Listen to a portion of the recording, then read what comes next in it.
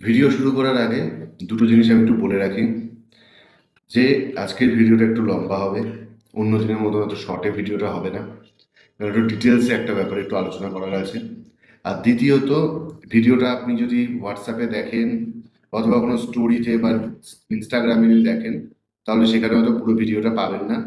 যদি সেখানে না পেয়ে থাকেন তাহলে আমার ফেসবুক পেজ অথবা ইউটিউব চ্যানেল দু জায়গাতে ভিজিট করতে পারেন, সেখানে পুরো ভিডিওটা দেওয়া থাকবে। এবার আসি আমি পয়েন্টে, যেটা যে কারণে ভিডিওটা করা। বর্তমান সিনারিও পুরো ওয়ার্ল্ডে যেটা চলছে, সেক্ষেত্রে আমাদের ইন্ডিয়াতে ডিরেক্টলি ইনভলভমেন্ট না থাকলেও ইনডিরেক্টলি অনেকগুলো এফেক্ট পড়ছে। আর যেটা মেজর এফেক্ট পড়ছে, পুরো ওয়ার্ল্ড জুড়ে একটা ওয়ার সিচুয়েশন চলছে, ওয়ার চলছে, যেটা অলমোস্ট একটা ওয়ার্ল্ড ওয়ার বলা যেতে পারে।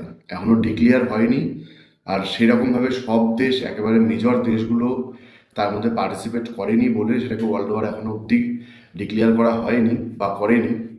কিন্তু সেটা অলমোস্ট একটা ওয়ার্ল্ড ওয়ারের মতনই সিচুয়েশন চলছে, যার জন্য পুরো ওয়ার্ল্ড জুড়ে একটা প্যানিক মোড চালু হয়ে গেছে। যার জন্য ইন্ডিয়াতে অনেক রকমের এফেক্ট পড়ছে, বিভিন্ন এফেক্ট পড়ছে যেগুলো মেজর। স্টক মার্কেট পুরোপুরি ধসে গেছে, ইকোনমি ডাউনফল হয়ে যাচ্ছে, টাকার ভ্যালু কমে যাচ্ছে, রুপিসের ভ্যালু কমে যাচ্ছে, গ্যাসের শর্টেজ তো সবাই জানতেই পারছেন, তার সাথে পেট্রোলের শর্টেজ আসতে চলেছে।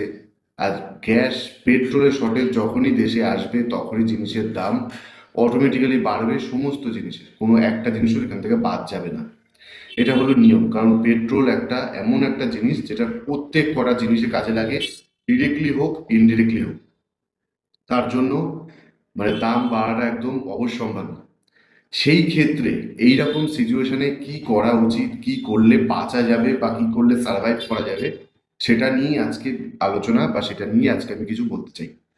দেখুন, এরকম সিচুয়েশন যে এরা প্রথমবার হয়েছে এরকম নয়, এর আগে বহুবার হয়েছে। কিন্তু এই যে জেনারেশন, নতুন যে জেনারেশনটা, এই জেনারেশনটা লাস্ট 2019-এর পরে সেরকম কোনো ওয়ার্ল্ড ওয়াইড কোনো প্যানিক সিচুয়েশন দেখেনি, বা তারা মার্কেটের কোনো এরকম ধসও দেখেনি। এটা ফার্স্ট টাইম দেখা যাচ্ছে 2019-এর পরে। কিন্তু তার আগে বহুবার হয়েছে, তখন তারা মার্কেটে ছিল না, বা তখন তারা অতটা জানতও না, জানার কথাও নয়। যার জন্য এখন যারা নতুন জেনারেশন, এই জেনারেশনটার কাছে এটা একটা নতুন জিনিস, যার জন্য প্যানিকটা আরও বেশি করে হচ্ছে। দেখুন, প্রত্যেক কটা মানুষ সবাই তো আর বিজনেসের ব্যাপারে বা তার সাথে জোড়া বিভিন্ন রকম ইনভেস্টমেন্ট সব জিনিসের ব্যাপারে তো বোঝে না। সেগুলো বোঝা সবার পক্ষে সম্ভব নয়। তার জন্য আমি একদম সহজ ভাষায় বোঝাবো আজকে যে এইরকম সিচুয়েশনে কি করা উচিত। দেখুন, সমস্ত জিনিসের যখন দাম বাড়বে,